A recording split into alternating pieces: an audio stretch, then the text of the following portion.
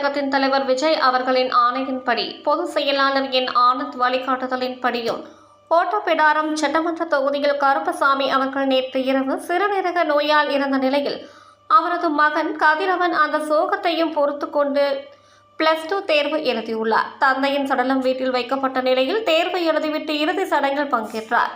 அக்குடும்பத்தினருக்கு தூத்துக்குடி மாவட்ட பொறுப்பாளர் SDR சாமுவேல்ராஜ் தலைமையில் உதவித்தொகை வழங்கப்பட்டது. அவரின் மகன் மற்றும் மகள் அவர்களின் படிப்பு செலவுகளையும் ஏற்பதாக தெரிவித்தார். இதில் மாவட்ட, மாநகர, ஒன்றிய மற்றும் கிளை நிர்வாகிகள் கலந்து கொண்டனர். தூத்துக்குடி செய்தியாளர் சதீஷ்குமார்.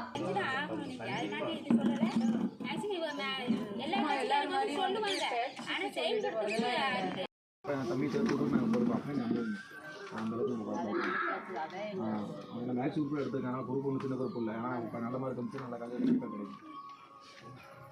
சரி, ரைட். அப்போ நம்ம போயிட்டு வரோம்னா இன்னொரு நாள் வரோம் சார். சரி, வாங்கிக்குவோம்.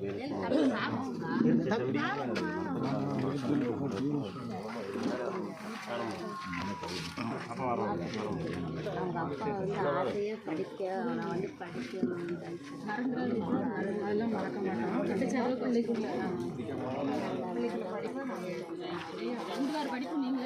தமிழக வெற்றி கழகம் தூத்துக்குடி மாவட்டம் 2 பேரோட கொள்கை SDR சாமுவேல்ராஜ் அண்ணன் தான் மாவட்ட பொறுப்பாளர். அவங்க வந்தோடனே அவங்களை கண்டிப்பாக வந்து பார்ப்பாங்க.